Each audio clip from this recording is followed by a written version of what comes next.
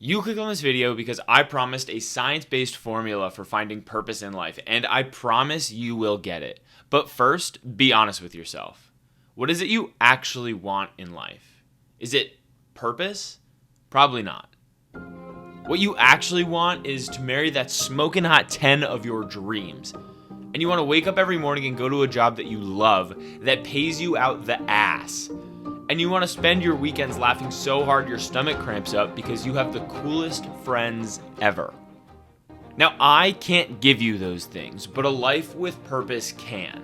And in this video, I can show you the science and the theories and the research behind the process of finding purpose in your own life. And hopefully, you can get there yourself. Also, subscribe, but only if this video is helpful. Now let me rip a disclaimer really quick. This is not a motivational video. I have real data, not fancy graphics and buzzwords. Also, I'm 24. I feel like I have yet to find my own purpose in life, and I'm very much like you in that sense. So this is not a, here's what I did and here are the specific things that worked for me video. Instead, I've spent hours combing through research and simplifying it so that you can understand it and use it in your own life. And I'll be using this to help me as well. So here's the situation. My buddy JP asked for a video about finding purpose or meaning in life. According to JP, he's always done what's expected or what's common. He went to college, he got a degree, he got a stable job, he moved to New York City like he's always wanted to, and now he's seeing this really cool girl that he likes a lot. And here's what he told me now, after accomplishing all those things. He says, now I'm feeling like, okay, now what? I've done everything I wanted so far, yet I feel unsatisfied or not as fulfilled as I would have hoped. Now, JP and anyone else who heard that and is thinking, holy shit, that's exactly how I feel, I have very good news. That feeling is incredibly common. So common that there's research about it. And I'm so freaking awesome that I went and found that research. Let's take a look at those goals again, right? Graduate college, get a degree, get a stable job, move to a new place outside of your hometown. The reality is those aren't your goals. You might think they are, but they're not. It's like JP said, those are what's expected of you, or those are the common route. Going to college, stable job, it's just what you do. It's not something you actively chose to do. And that's not a bad thing. I'm not saying stable jobs are bad, but they do undermine purpose because the achievement is not something you chose. Purpose comes when you do something because you want to. We call those self-endorsed goals. And just like that, ladies and gentlemen, we are in data mode. So let's back up for 1 second before we start. We have to define purpose. The Japanese do a very good job of defining purpose and meaning in life, so I'm totally just going to steal their definition. They have this word called ikigai, and it roughly translates to why I wake up in the morning, or the reason I live. That's purpose. Purpose is the difference between a life you exist in and a life you own. Purpose doesn't need to be some selfless or noble cause, right? Your purpose can be to help people, and that's great. Your purpose can also be to make as much money as possible just for yourself, and that's fine too. You can also find purpose in even the most terrible of conditions. Viktor Frankl was an Austrian neurologist and psychiatrist who survived the Holocaust, and from his experience and research afterwards, he theorized that you can find meaning in even the worst situations, and if anyone would know, I think it's him. And I'll be honest, in the beginning I was skeptical about the benefits of finding purpose in life, right? But I was wrong. And here's a list of all the benefits that I could find that are backed by at least some evidence. The obvious disclaimer here is that, of course, every person is different, and many of these studies were different and tested different people in different things. So I can't promise that you will find any or all of these benefits on your journey towards a meaningful life. Nevertheless, here's what I found. The process of finding a purpose in life is generally shown to increase healthy behaviors, increase lifespan, lower the likelihood of developing psychological disorders, lower cognitive decline as you get older, reduce anxiety, reduce depression, lower the risk of cardiovascular issues, that's your heart, increase resilience and tenacity, improve grades in students, and improve performance at work. So now we know what purpose is, and we know the benefits that come with finding it. The question remains, how do you find purpose? And of course, JP, this is the part of the video where I put all that data into a plan that I specifically crafted just for you, and then you go on and achieve all your life purposes and everything's great. But fortunately for me, I found a study that did it for me.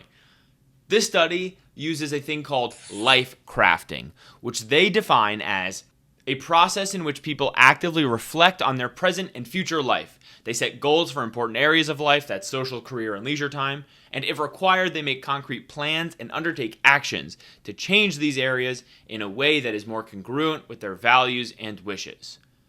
I'll simplify that for you. Write down your goals, write down plans to achieve those goals, do the plan. That's it. According to this data, it is literally that simple, but JP, I will warn you, simple is hard. To help you out, man, I have broken it down into a very easy 1,000-step process. Bear with me. Step 1 is we're writing down goals. There's some evidence to say that writing down goals can increase the likelihood that you've achieved them. That's fine. We have to write these down because we're going to reference them later on in the process. Step 2 is write down plans to achieve those goals. We want these plans to be specific, include as much detail and information as possible. And then steps 3 through 1,000 is do the plan. This is the hard part. You might have to quit your job. You might have to leave behind your friends and family for a little bit. You might have to get out of your comfort zone. You will make sacrifices every day. I've taken that study's life crafting worksheet and I've simplified it. I've also added some things from other studies that I thought were important or would be helpful to you. That worksheet is copied in the description of this video. Go to the description, copy it, paste it in a Word document, Google Doc, whatever, or print it out. Just put it somewhere. Then at the end of this video, take 30 minutes and fill it out. The goal of that worksheet is 3 things, right? First, it's going to show you your current self, your current habits, your current behaviors, and the future they would create if nothing changed. Second, it's going to help you visualize your perfect future. And third, it's going to help you change your habits and your behaviors to achieve that perfect future. But remember that first piece of data I talked about self-endorsed goals versus the expectation or the common route. There's this thing called self-determination theory, and part of it says that only self-endorsed goals improve well-being. We see this a lot in college kids who pursue majors and careers that they think will make their parents happy, and their parents are happy, but the student's well-being actually suffers as a result. That means in order to hopefully unlock some of those benefits we talked about in the beginning of the video, we have to be working towards a goal that is meaningful to us, which means you have 2 options. First is find meaning in the work that you're already doing, or 2 is change the work you're doing to something that's meaningful to you. Both options will take time and effort, so it's really up to you. And by work, let me clarify, I mean careers and passions and hobbies and social life and all of these things. It doesn't just have to be your current 9 to 5. Like I said before, the worksheet is steps 1 and 2. Steps 3 through 1,000 is doing the shit. And that's the hard part. But if you want it bad enough, fuck man, you can do this. You have people around you that will support you and cheer for your wins and kick your ass when you slow down. And if you don't have that, the sheet covers it for you. JP, you literally have my number. You have Tanae's number. We will help you. We will be there for you the entire way. Just try the sheet. See how it makes you feel. Even small changes create big waves over time. We see that in research. Be selfish. Be brave. It's like Edna Mode tells Elastigirl in The Incredibles. Go! Confront the problem! Fight! Win! And call me when you get back, darling. I enjoy our visits.